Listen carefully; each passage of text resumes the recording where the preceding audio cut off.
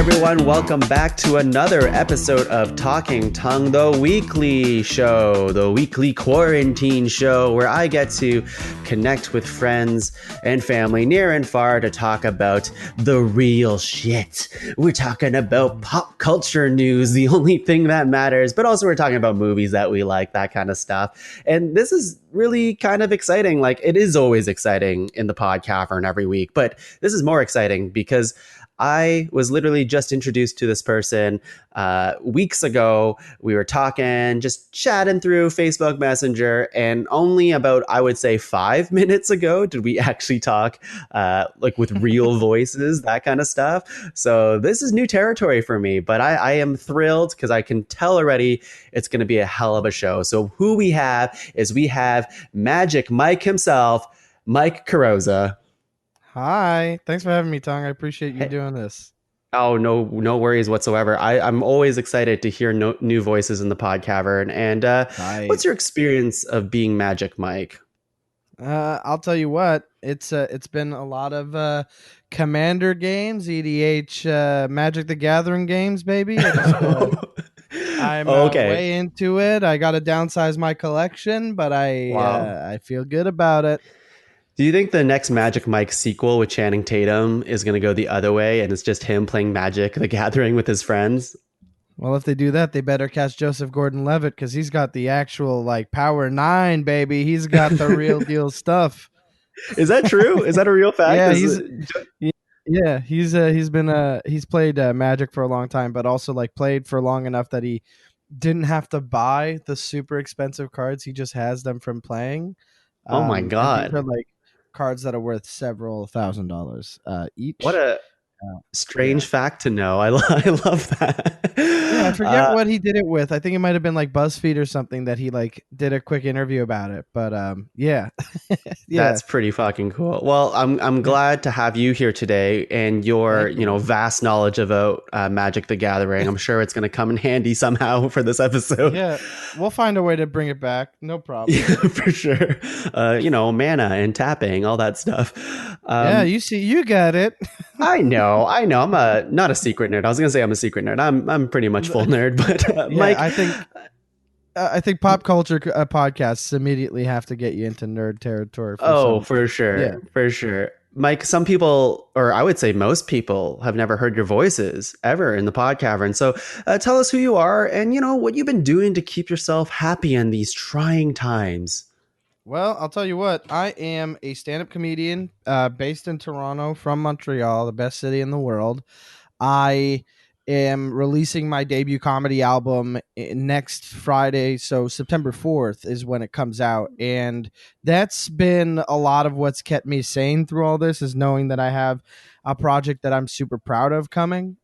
So I've been doing a lot of podcasts and writing a lot of, people to see if they'll listen to it and review it, and it's been really a big part of the job because originally I was supposed to release it a while back and touring it and being in the States to do a bunch of shows to sell them, but things are happening, so some weird stuff's happening right now. Yeah Oh, that's awesome, Mike.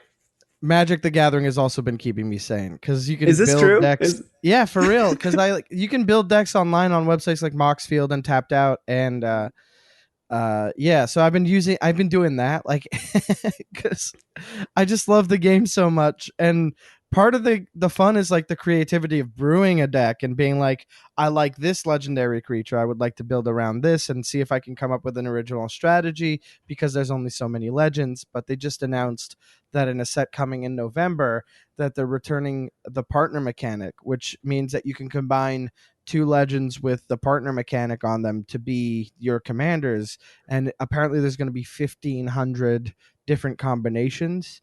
Oh my God. Yeah, so that's really got my gears turning, dude. It's just been it's been really cool to think about, and I can't wait for November. I'm really stoked for it. I love the game so much. Oh, that's And so funny yeah. to me. I mean, funny in the way that I had no idea that you were Magic the Gathering, Oh, huge, big like time. super deep into it. But this is amazing. I love the game. I haven't played in a long time, but I definitely appreciate it.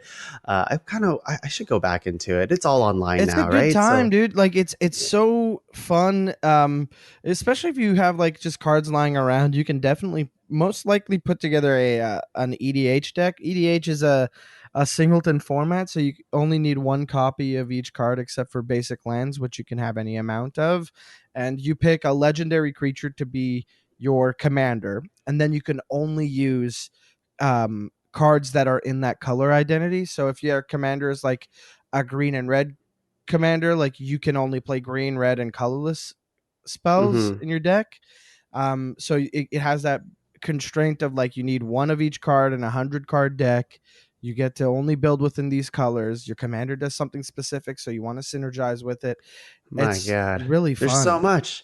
Yeah. There's so much that I didn't know. But I feel like we should have done our entire podcast on just Magic. But hey, Yeah, we listen, we might have a we we might end up doing that, and the audience will be thrilled to hear it. I think. Anyways, let's talk about some of the news of the week, Mike. hit Some me with big it. news.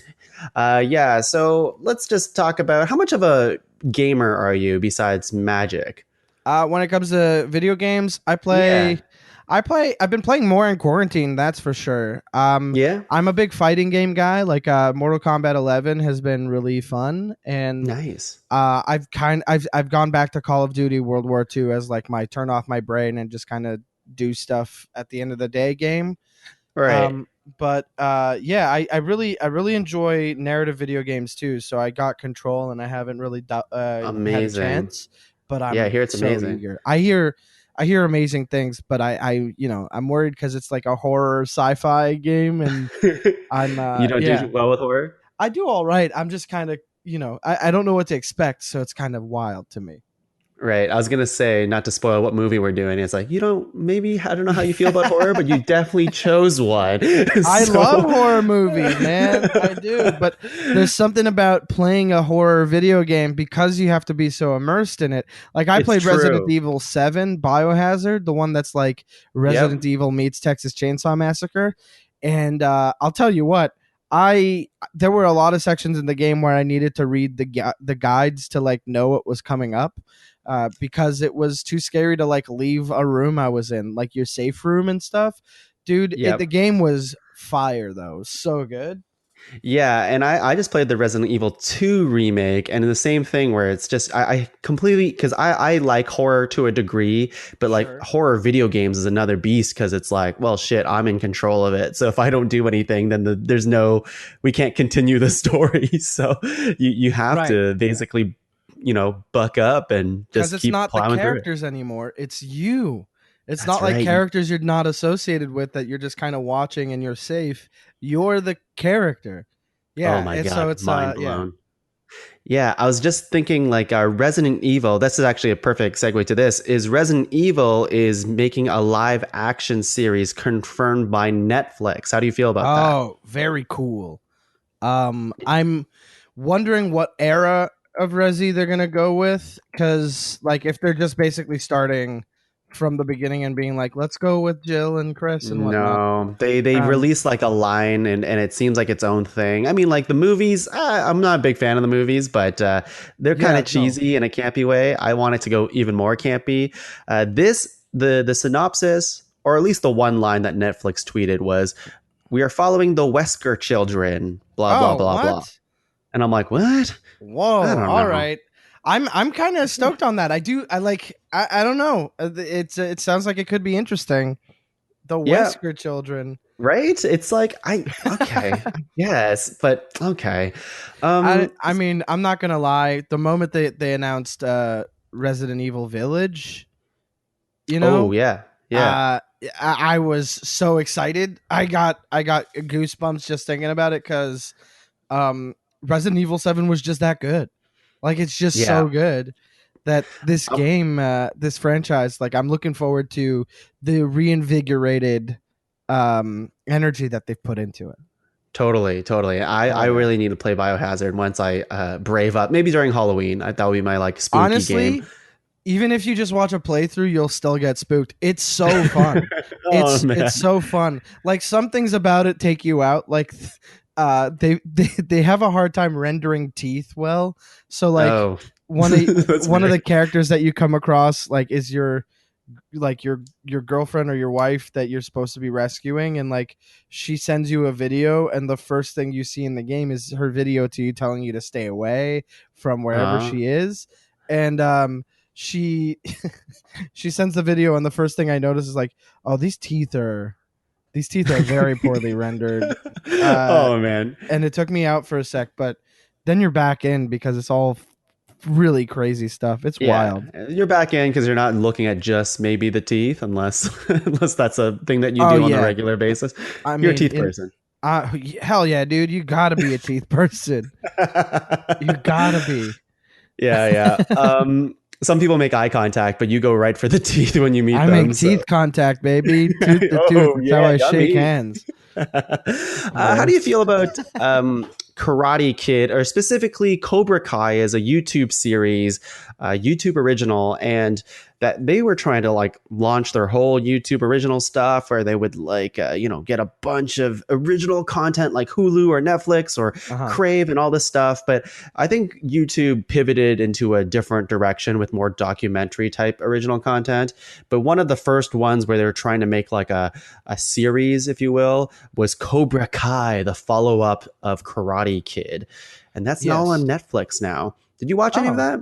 no, I was interested in YouTube because it was like YouTube Red, right? Like that's what Yeah, they called yeah. it, and like there was like Rob Hubel had a show called Want to See a Dead Body that was really funny on there, and there was like another comedy detective show that was really cool. But like I didn't get into it enough, and I'm interested in seeing what YouTube can do. I just think it's kind of wild that like who's buying YouTube subscriptions and watching, because it's like Yeah. it's such an oddly it's like a saturated market, but on top of it, the stuff that they're putting out is interesting, and Cobra Kai is the big flagship that they have on that. But I think like people who are interested in the Karate Kid, like for sure, are stoked on it. For myself, I never Mm, quite cared. Like the original, sure, it's fine. It's like one of those classic movies, but I didn't. I don't care about it enough for me to be like, this is.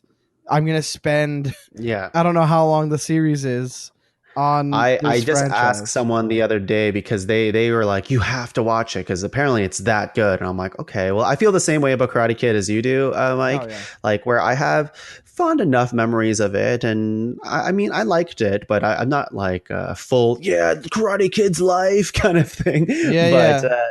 These people who they say that this is hated the like the remake. best Karate Kid's ever been. So I was like, okay, well, that's pretty high praise, I guess. So something I might check out.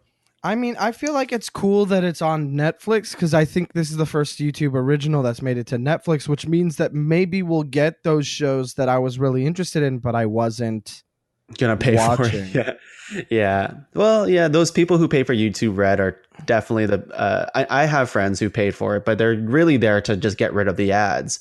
And I'm like, oh, interesting. But if you watch enough YouTube, then I guess that's worth it. I don't personally, but I that's watch okay. a ton of YouTube, but I don't know that it's like, ads are how these people are making money. And if I'm watching a channel that I like, I'd rather, I'll let them have something, right?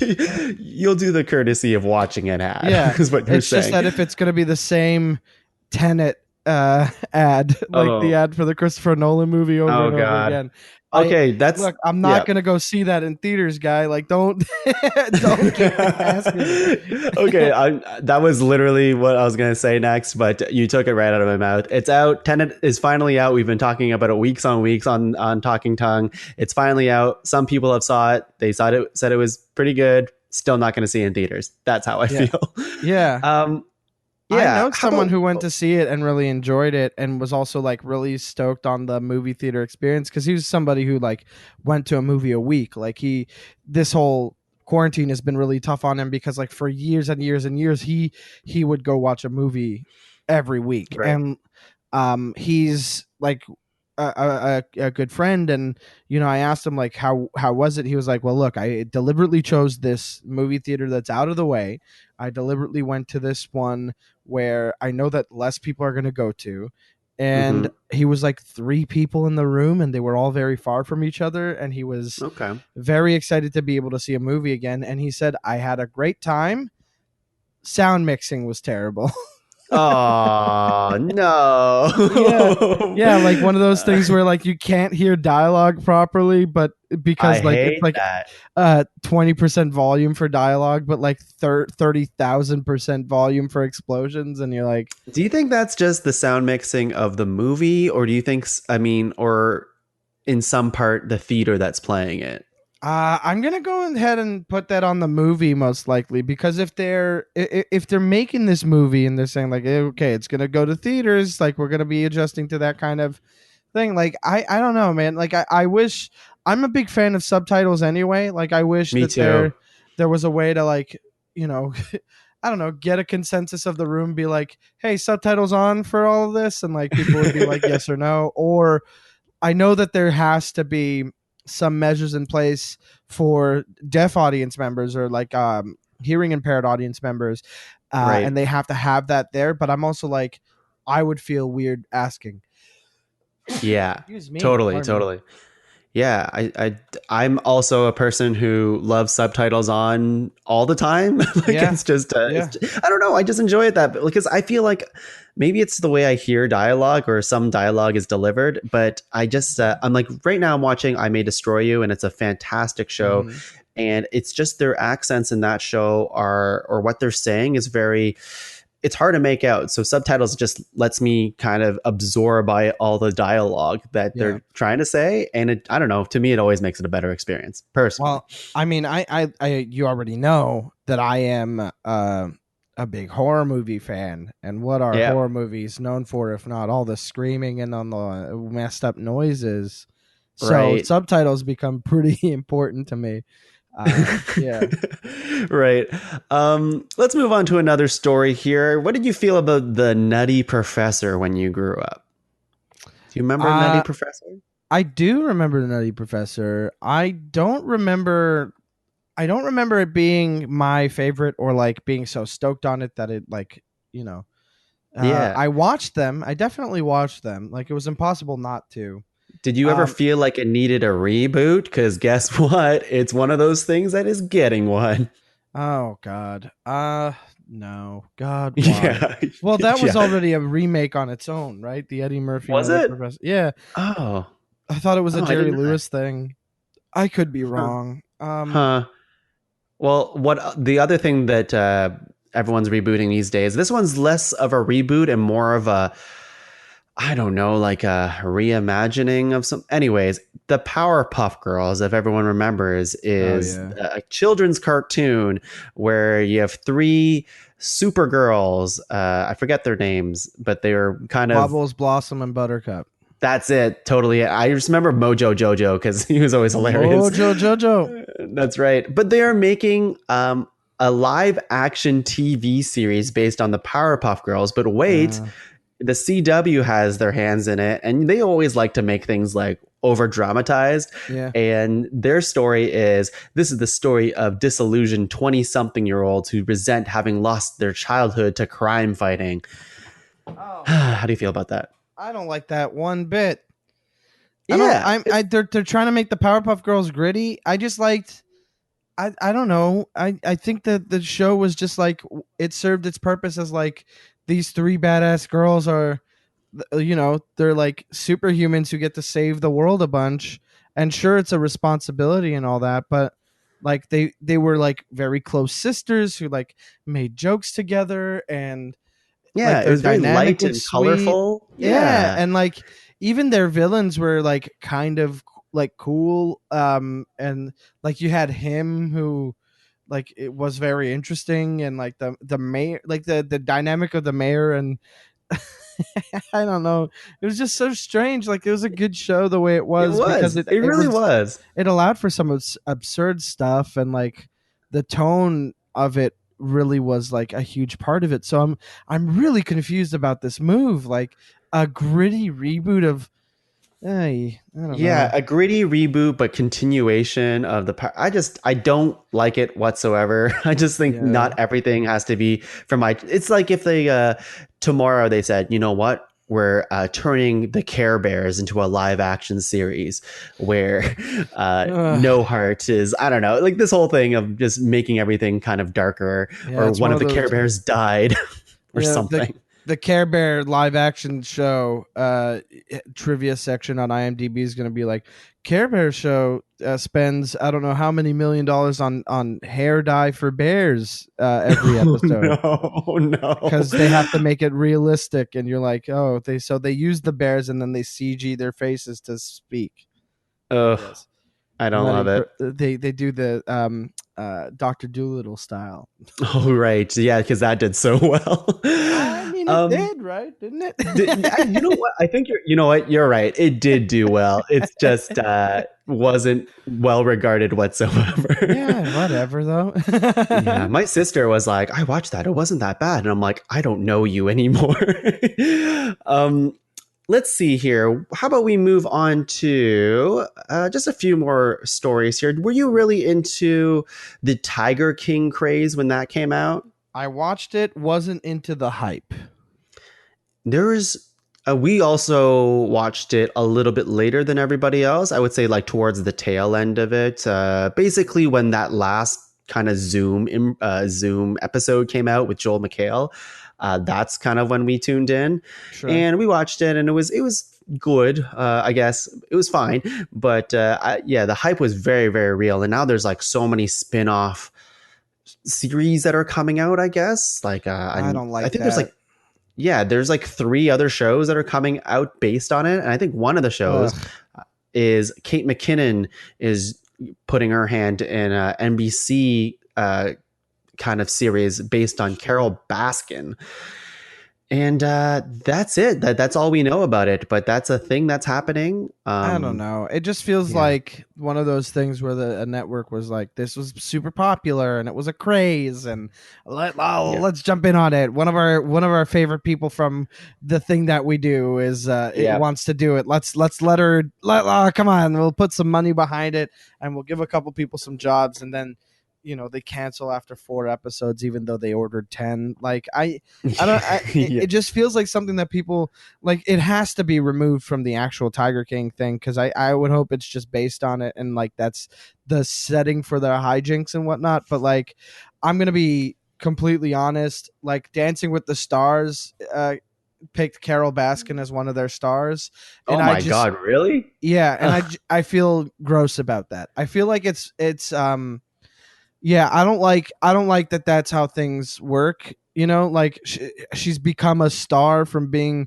the subject of a documentary that painted her in a light to suggest that she may have murdered her husband, and then Yeah. iced her like his children out of their inheritance, and um they they glorified this like redneck gun owning dude who like trapped these men in this relationship with him because he was feeding them meth or something, and like like it was not, Yeah, and it's crazy rewarding that, terrible people is what you're yeah, getting at. Like, it just like I remember with Dancing with the Stars, they also had Sean Spicer on Dancing with the Stars. gross, Ex White House correspondent, like the guy right, who does the daily meetings kind of thing.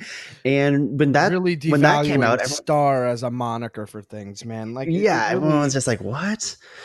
as an artist, Gross." man, it's kind of it's kind of disheartening that it's like celebrity culture used to be tied into artistic being. Like it used to be something that was like, you got this because you've got your fame because you've earned it through being this person who is interesting and has done artistic things of merit, and that's the celebrity. And now it's like, Kardashian and Carol Baskin Yeah, and former totally. Speaker of the House Sean Spice, like Yeah, or whatever his role was. I don't actually really know. Yeah, I don't know the official role, but he did the news daily briefings, that kind of Yeah, stuff with the yeah. White House. He was like the vocal guy of Trump's mouthpiece, basically. Blah. All right, But let's move yeah, on. I hate don't it, want to talk hate it, about hate it, hate it, um hate it, hate it. hated. What about Bill and Ted? Do you like Bill and Ted? That's out now. Never cared for it. I know that it's a franchise that people really like. I know that it's something that people grew up with and enjoyed. Not for me. Like I don't think I've ever watched it. I never felt Yeah, I don't compelled to think I ever watch it. watched. Okay. So it's one of those things where like I hope the people it's meant to attract and Like who it. choose to Yeah. go see it really like it. I hope Yeah, they I love it, so it's not Mhm. been all for naught. I would Right. hate for something like this to be a disappointment, Hmm. just because it is such a fan servicey thing that like you would hope that they nail it, not that it's a cash grab like Zoolander 2 was, like Right. I forgot that existed, or Dumb and Dumberer too, like the yeah, like yeah, whatever the sequel that was that era of nobody liked. comedies that told Blah. people let's not do comedies anymore. I just want good things for Keanu Reeves. That's all. I also didn't watch Bill and Ted, but Yeah, I I love hear that people guy. really So like that dude. he's the best. He's the best. He seems really sweet. Yeah, Yeah. Two more news stories for you. hit it. Disney is creating another animated movie called Raya and the Last Dragon. So kind of Asian inspired. And this is interesting to me because this person who was ousted by the very toxic Twitter community of the world. I'm talking about Kelly Mary Tran.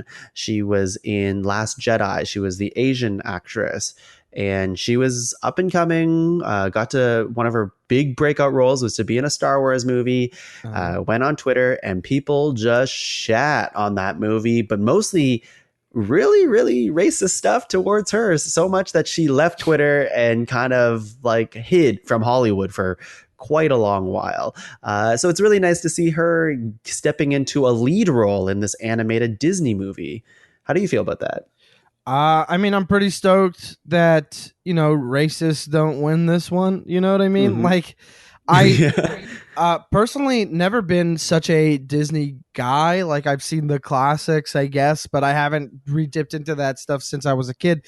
So like it, Pixar stuff things are the movies that I'll watch now, and even then, Mm-hmm. few and far between. That said, though, grew up never having any sort of affinity for Star Wars. I watched the original 3 with a girlfriend at one time, and I was just like, shrug, it's okay. I don't see why people would dedicate their entire lives to like defending this so vehemently to a point of being a degrading human being and like a Is real that why piece of she shit broke up about it. with you afterwards? Uh, no, Is that she broke up with me because she had a change of heart when she realized that long distance is hard. So, uh, okay?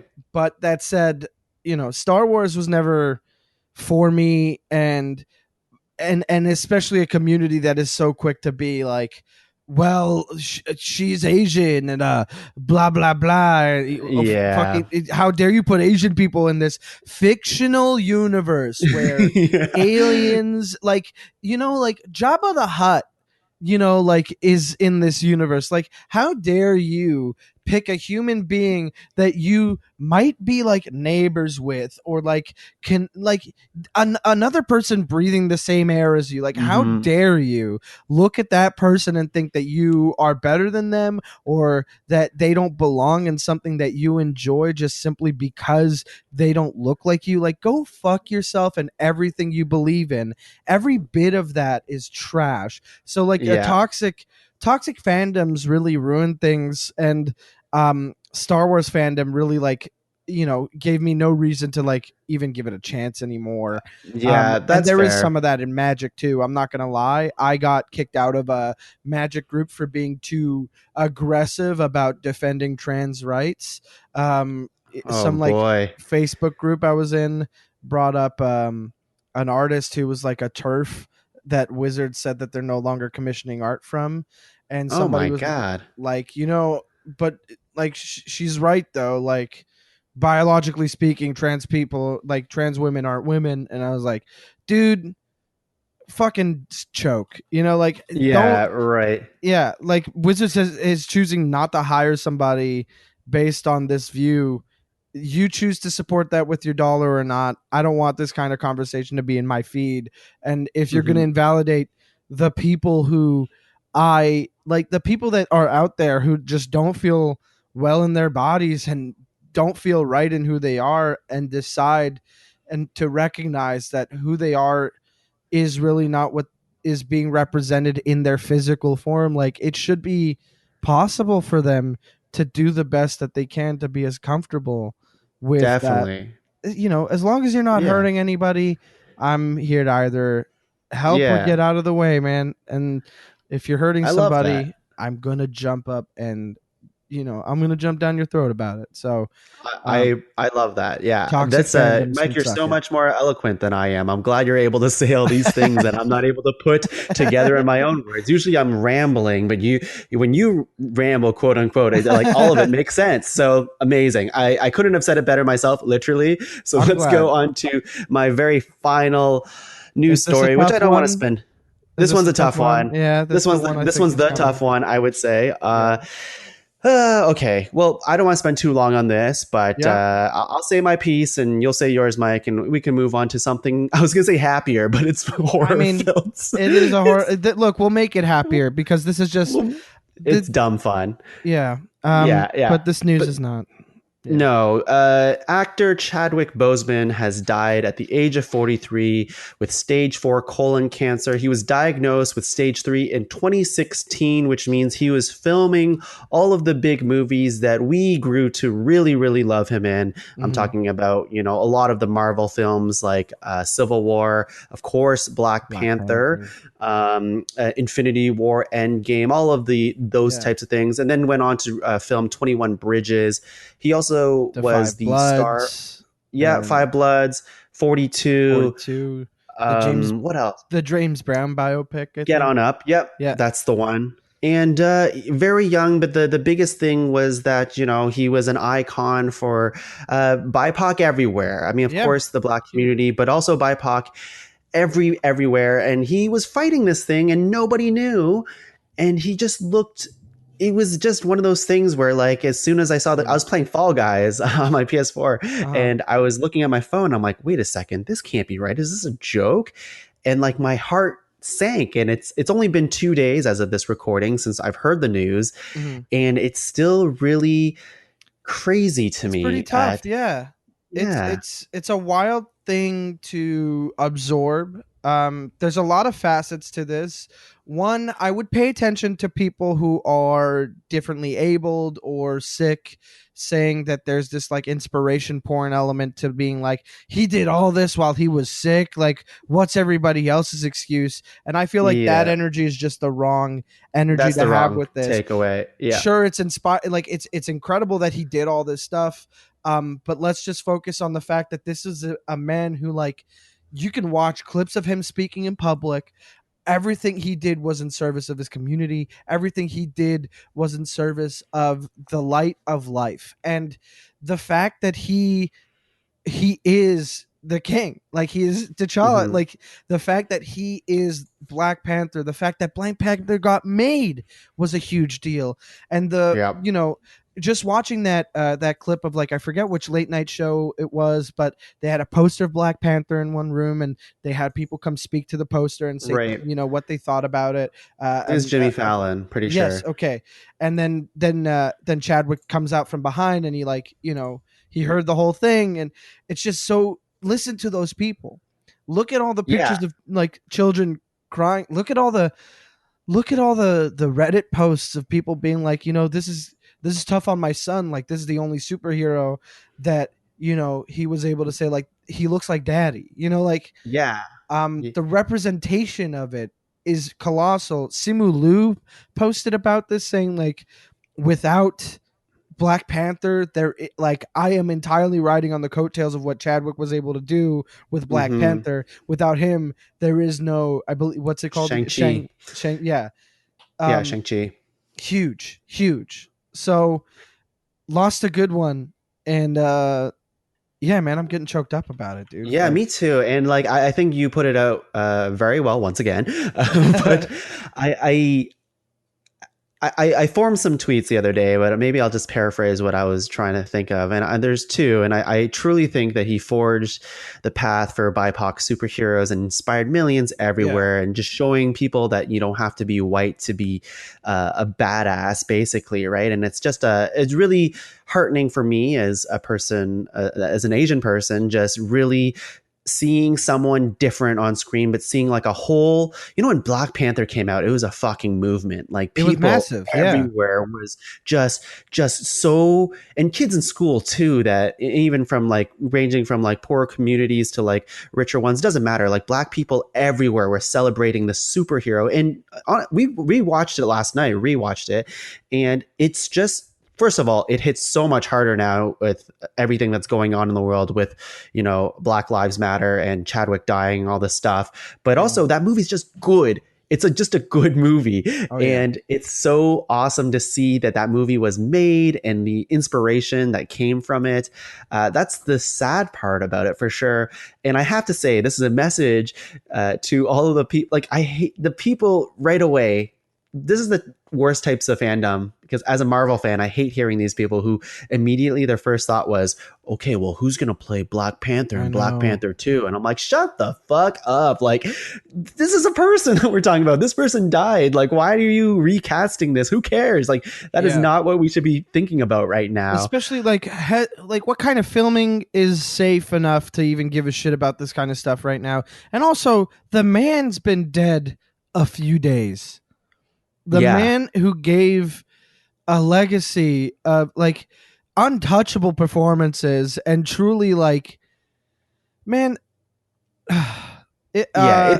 there's a lot to be angry about with this one. And you know what, we've talked about it a long time, and I don't want to get too riled up, but Yeah. um my roommate and I sat down and watched like videos of him speaking, because she went to the same university as he did, Howard Oh, cool. University.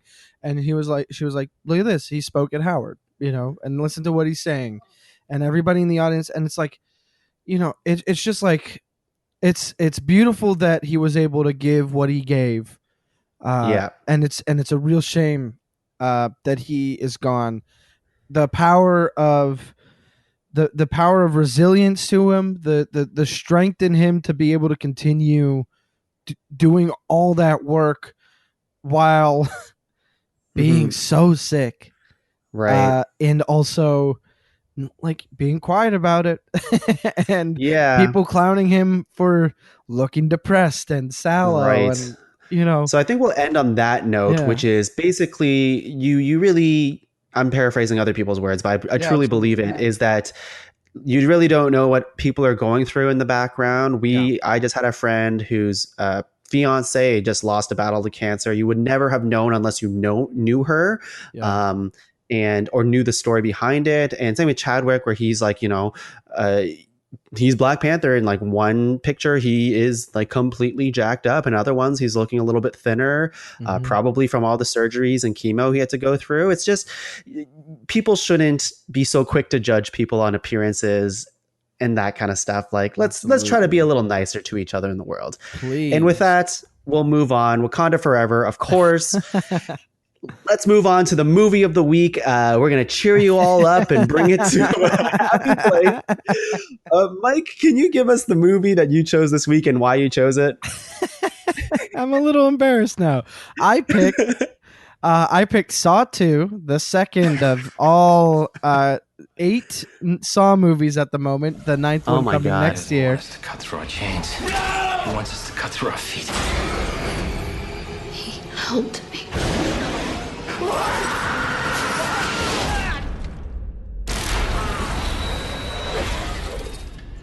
I want to play a game. Is it 8? Yeah, Jigsaw is the 8th one, and Okay. Saw 2. I picked this one because on my album Cherubic, which is on Blonde Medicine Records, you can get that everywhere. September 4th. Good job plugging it, Mike. Yeah, yep. It's there's a track on there where I talk about Saw being my favorite horror movie franchise, and how it got progressively worse, and one of the things I talk about is how there's a couple plot holes in there, and I just don't believe that, you know, anything that happens in these movies, it's not, you can't explain everything in there. Like, No, there's a you lot really of can't. suspension of disbelief, and like I like the bit, basically the way the bit goes is like, I can believe that this man, sure, he's an engineer, maybe he can come up with these plans and these devices to do all he wants to do. He's a smart engineer, maybe he's rigged up a pulley system for him to carry his victims and do that on his own. Maybe that's possible, that I'll buy. What I don't believe is that he just has all of this material lying around, and all I want is one deleted scene where he like calls up Home Depot or something, and he's just like, I was thinking the same thing because I'm like, where the fuck do you get a mask with a bunch of spikes on, like Yep. that will destroy you on a timer? And how do you go about getting the material without the cops being called on you? Right. So like for that, like let's go with that one. The opening trap, I can kind of explain that, right? Like, okay, does he make mannequins? Is his business like making mannequin molds? Because that would explain having like a mold for the head, and then he just like puts nails in there instead of like the mold or whatever, like the plastic, and that Right. he sets to a timer to close together. That possible, right? You're kind of like, Right. okay, he can rig that up. That's in there as like an idea that he had. He can glue these nails and stuff. It's just that if he isn't already in possession of that stuff, where's he getting that stuff? Like, how's he ordering this mannequin thing? And like, Right. if it's special order, is he like waiting on a delivery? And then like they're like, so what's this place? He's like, oh, it's a meat processing plant. He's like, and you bought this thing from our company that is like a mold for making heads on mannequins, and like for like posing wigs on them, or what's the plan? He's like, mind your own business. You know what I mean? Like, Yeah. like It's the it. yeah, the joke in particular goes over the needle pit trap. Oh my God. All right. Because we're going to jump around everywhere. Of course, we're going to spoil Saw for people, but it's an old movie. Big Also, whoop. like, whatever. I mean, like, I'm in the same boat where I think Saw franchise was very pivotal for its time. It was one of the most Absolutely. recognizable franchises. They're even doing a reboot of some sort with Chris Rock, or a spiritual reboot. Yep. And May 2021 was supposed to be coming out right around my birthday this year, and it's one of the things that I was so looking forward to. I know, as far as things go, it's yeah. not the thing that I'm proudest of being disappointed about. Yeah. But you want I'm to gonna see it. own It's one it. of those I'm movies. gonna own it. Yeah. I wanted to see it really badly. Right. I mean, you saw all of them through the worst of Saw. I would say there's, for me, anyways, you can correct me, and I've only seen, I didn't see them all, so you can correct me for sure. But I liked the first two Saw movies, and on rewatch of this movie, I still liked it, but I also, and now that I'm older, I'm like, wow, this trap doesn't make any sense. Or like, I also started thinking about the logistics of it. Right. But as the series goes on, it gets a lot more violent, and kind of, it only goes into like torture porn territory of just like, let's see how gross we can freaking make these kills and stuff, which I didn't really enjoy. Like, I liked better when the traps were a little bit more well thought out, or rather, I really liked the twists of the first two Saw movies. I thought were really well done. And then as it goes on, it's just like, okay, well, now you're just being gross. How did you feel about the trajectory from Saw, let's say the entire thing? I feel like there's definitely like a steep drop from sequel to sequel. It doesn't help that they also hired like a few actors that I just don't understand their choices. Like, Right. Costas Mandylor is Detective Hoffman, and he's making a lot of wild calls. And then you've got the actor who plays Jill Tuck in the later movies, and she is quite possibly one of the worst actors I've ever seen, but she adds such a flavor to the movie. Like, the movie series, the franchise itself, I don't watch in earnest anymore unless it's the first time I'm watching it.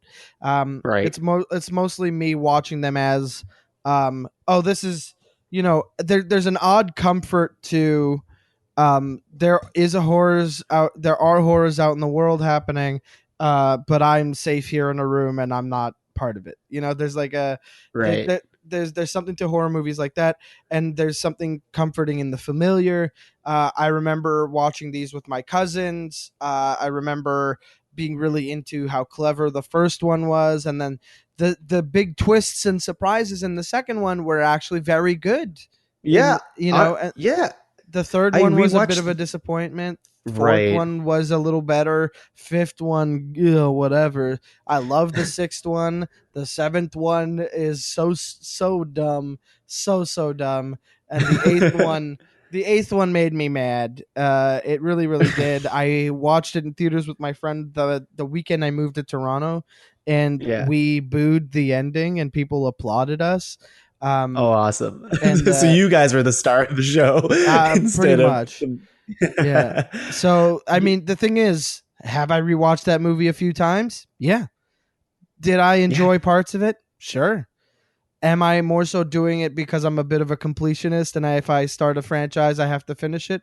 Oh, absolutely. I Oh, wow, gotta. okay. Yeah. That's where you're at with this. Yeah. So the second movie, we're going to jump right to Yeah, please. the end here. Because I found this is the most interesting part of the movie, Right. in my opinion, is the twist at the end where you find out one of the lead actors, I guess, Shawnee Smith, I believe. Amanda Young. Yeah, she is like working with Jigsaw. She was in the Mm. first movie as well. I think she's in the third movie, if I remember correctly. She's in the first, third. She's got flashback scenes in the fourth. She's got some flashback She's scenes in the fifth. Kind of everywhere. Yeah. But she betrays, or she was actually like a plant in the entire thing. In the entire house, yeah. Yeah, and it turns out what Jigsaw said was, "Hey, if you just talk here with me, then your son's going to be fine, and he will be safe." Blah blah blah. And he was the entire time. He was in the safe the entire time in the same room. You hate that part? I hate wordplay twists. So like in a safe place, like a pun is really the easiest way for you to like get on my nerves is a pun that you're insisting on making and that you're like putting upon people. So like that was frustrating. I'm talking about the best twist, in my opinion, would have been the reveal that the house that they're in is actually the same house as the room of the first one. Because that twist blew my mind when I saw that. That's true. That is, you know what? That's true. That's kind of all part of the same reveal at the same time. They show you a lot of information at once. Yeah, they like do 4 twists at once. It's wild. You're like, oh my God. Yeah. But that was a pretty good one for sure. And you get to see like, they start playing some of the sound clips from the first movie and you're like, oh yeah, that first movie was pretty good. The first one was really, really good. Like truly, what a good movie. The first one is iconic in the way that it was so new at the time. It was so cool. The traps were creative and it ushered in this new era of movies that people were like really into, and I was so there for it. The talk about acting, Cary Elwes, God,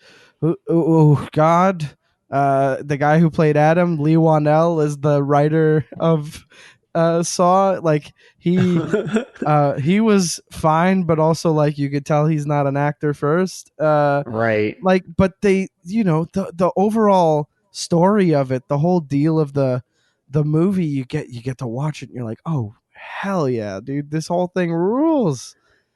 Right. I was also questioning the actors in this movie too. Some of the acting was like, oh, this is pretty hammy. But I mean, like, it's still, it worked, I guess. Oh yeah, it kind definitely of how worked. it felt. It definitely worked. I was like, really? That's the choice you're gonna make right now? This is like really cheesy. Some people prefer this one over the first one. Like it's hotly debated in the Saw community that the Saw community. Yeah, the second one is the best one. And I'll have to take your word on it. I suggest that it is not. I'm firmly in camp. OG Saw is the best Saw. Oh wow! But I can make a strong case for how fun Saw 7 is, but it is fun in the way that it is definitely one of the worst movies Okay. in the Uh, catalog. Yeah, oh man. it's not great. Um, It's yeah. Saw 2 with the how did you feel about some of let's talk about the traps because I think that's Sure. like kind of the highlight of the Saw movies Big even though time. they can get really gross. Yeah. How did you feel about the overall traps in this movie? I remember because I only watched this movie like once before, but like there's things that stuck out to me. Things like having numbers at the back of your head, and for some Right. reason you gotta See, like cut a rainbow. the back of the skin of the back of your head Well, because I the don't know beginning, that. the recording says like you're gonna want to go against your instincts and work together. Like that's Yeah, it's like so. if you Um, all just looked at the back of your heads and just said those numbers to each other, maybe that would have been easier. yeah, but everybody's But on guard and their backs are to the wall. Like that's part and of there's it, that right? nerve agent that's kind of Yeah, yeah, that's a good way to, I don't know, make your characters be a little loopy, I guess, is because of this for thing that's sure, slowly killing them. for sure. But there's some different traps to Yeah, creative throughout, to like lazy, I would say, in this movie. What right. were your favorites? Um, okay. So you don't really see all that many traps. You see glimpses of what could have been traps, and I think that you've got like mini traps and then specific traps. Like the one at the beginning with Gus who turns the key and gets his eye blown out. That could have been any one of them. That's Oh not yeah, that's not something I would consider a trap. That's more like that a one. That yeah. one, I was thinking, I was like, that is the. He was probably the luckiest one. Something like he didn't Yeah. have to be tortured. He was Yeah. shot and he was done. I was like, oh well, if you had to go anyway, I guess I'd go that way. I'm gonna be honest. I'm right there with you. Like I think that that's the best way to go. I think Yeah, of all of them that died, Obby's is probably the worst one in that like I would never want to be burned alive in like a I didn't. cremation thing. I didn't like that one because usually Yeah. the it seems like Jigsaw comes up with a way for them to probably escape. Well, he Like did. there's like There's a was it knob and the there's a valve? knob. Yeah, the valve allows you to turn down the heat. And But did he spin? I know he looked at it. I can't remember. Did he spin it and it just didn't do anything, or no, he like didn't he reach just was for it. too late? Yeah, he was. Yeah, he was in a lot of pain and trying to get out. The thing is, the syringes with the antidote were also consumed. He pulled one down. Could have gotten out with one and been like, "Look, I got one. Somebody else can Y- go in and get the other if they want to."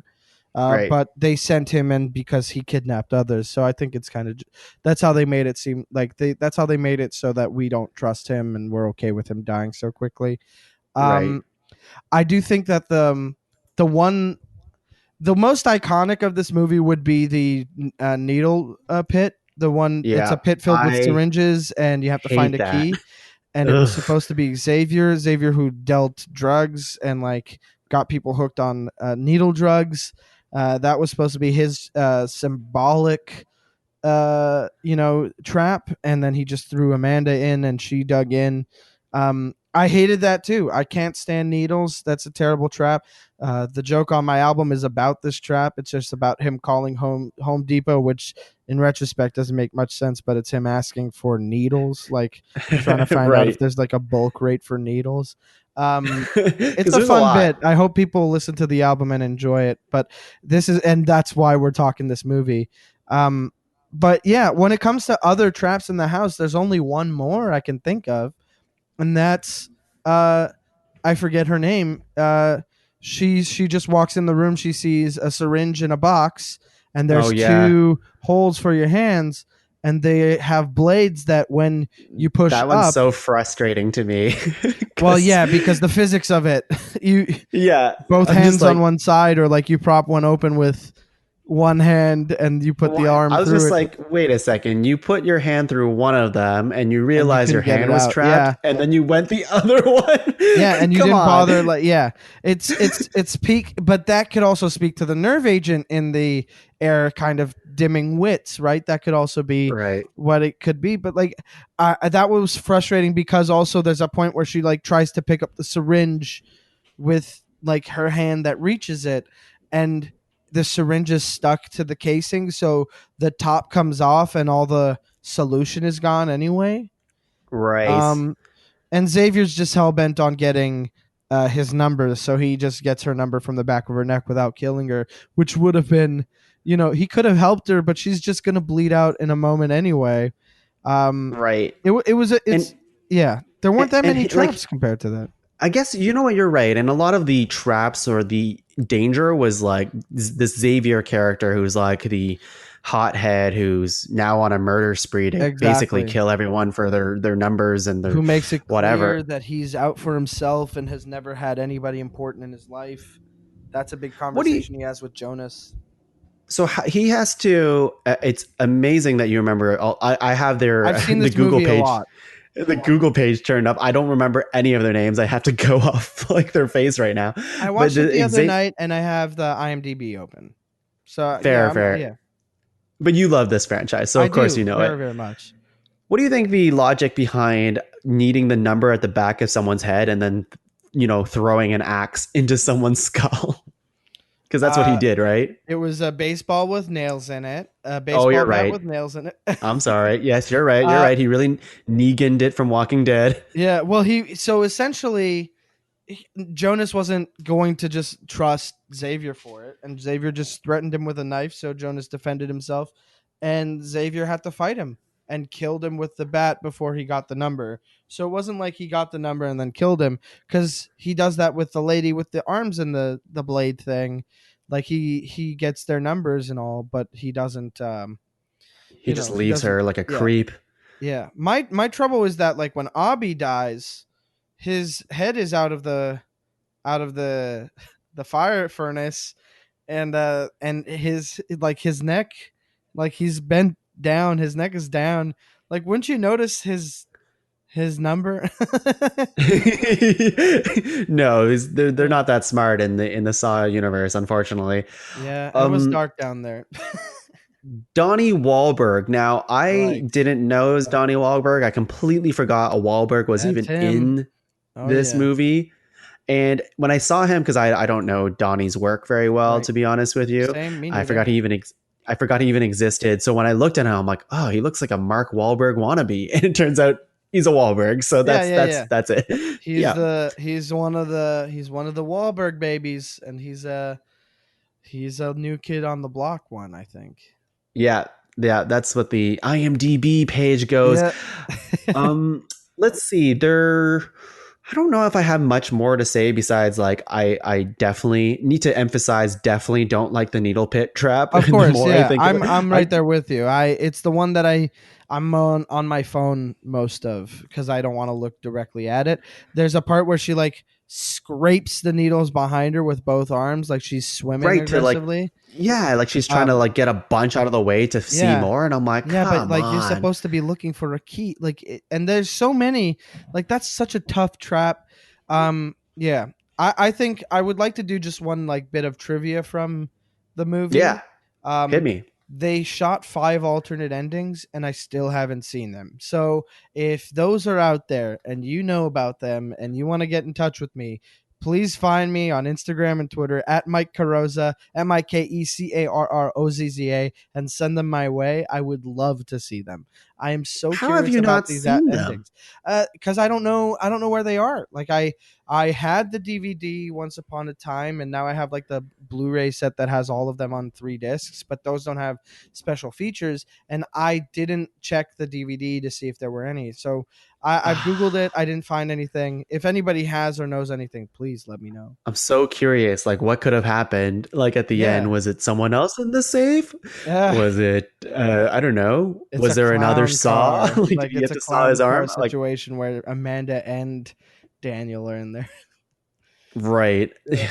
Yeah. Final thoughts. Like I think that's all from like I guess for me, my final thoughts are I definitely still think this is a solid Saw movie. It's a good one. And I had a good time, even though like there's definitely some dated cheesy acting in there or whatever, but I think that kind of builds on the personality of it. It's a good time. I had fun. I like this franchise for a good reason. Yeah. Well, with that then, Mike, how Yeah. would you rate this movie on a scale from 1 to some sort of Saw-related scale? Okay, out of all the Saws, we're gonna rate it 1 to 8, I guess, because there are 8 of them right now. Yeah, I'm gonna let's rank rank the them. Saw movies. Yeah. So, you know what? Look, here, I'll just do that real quick for you. Number 1, Saw 1. Number 2, for me, these are the personal rankings for me. Of Uh, course.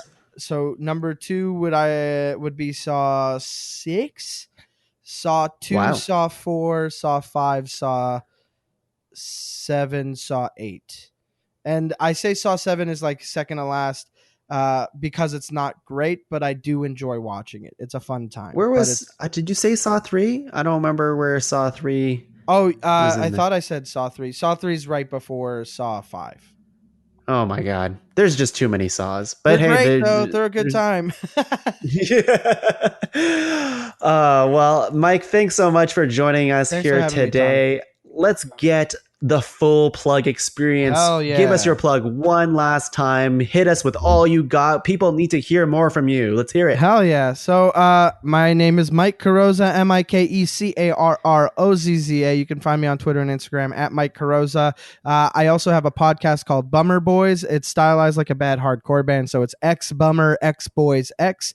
Alex Kalenko and I pick a song every week that made us sad that week, and we sometimes have guests on. We've had Marcos Mena of Standards. We've had Dylan from Spanish Love Songs and Shannon Taylor from Awake But Still in Bed. That episode's coming out soon. But we've also had amazing comedians like Deanne Smith and Deb Giovanni and well, we lost the episode with Amy Miller. We're going to have her back again. Shane Torres, Dave Ross.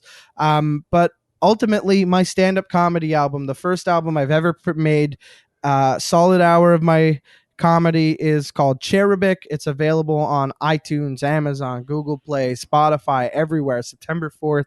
And it's available for pre-order right now. So if you're on iTunes, please pre-order my album. It would make me a lot happier than I am right now. And it would mean a lot to me to hit number 1 on iTunes. It's a feasible goal, and a lot of Canadian comics make it on top of the charts for at least a moment, and I would hate to be one of the few who don't do that. So please help me out. iTunes and Apple Music, baby. Amazing, Mike. Thanks so much. People, check it Tom. out. Support artists. It is a hard time for all of us out there, but especially creating a comedy album, that is so much blood, sweat, and tears to make this for you people out there, and you need a little bit of joy in your life. So check it out. I've also linked it in on the Pod Cavern show notes for today. And if you have any questions, reach out to me. I'll connect you with Mike. Yeah, please. And yeah, it's a really fun. It's a silly, absurdist album. It's a lot of dumb fun. And there are 3 pre-order tracks up right now. So if you get it, you can listen to those and make your own decision off of those. I recommend the late night bookers one. The okay, now's your chance. Late night bookers are watching. That one is probably the one that I would recommend, so people get a feel for what my style is like. And if you like that, please consider buying the album. Yeah. And if you don't like it, buy it anyways. Yeah, okay. I like that attitude. Mike has to be number 1. That is the goal. I'd love that. We would all love that for you. But you can find the rest of the shows, everyone, in the Pod Cavern at www.podcavern.com. And yes, I'm going to link all those show notes within today's episode. Hell yeah. And we hope to have Mike back sometime. If you liked, give me a shout. I'd love to come back. We'll have Mike back on the other shows in the Pod Cavern, like Ranked and all these other things and whatever. If you want to hear more gross Saw stuff, then you're weird, but that's okay. We're all weird, so it's fine. I'll start a Saw podcast. Don't worry about it. I'll get that going. Before we leave, can you tell us what the name of your Saw podcast would be if you had to make one right now? I'm going to say Sawcast, just because if that's not taken by now, then I got to jump on it. God. But that has to have not been, that. Oh my God! If that hasn't been taken yet, you gotta jump on that. Yeah, I think I'm not thinking about it. I'll have guests on to design their own traps. Oh my God! I love this podcast idea already. Mike, can you give us your famous catchphrase and we'll be out of here? You know what? Here, I open my album by saying "Hi, friendship." That's how I start my shows. So I'm gonna say "Bye, friendship." Bye, friendship. Bye, everyone. Thanks for listening.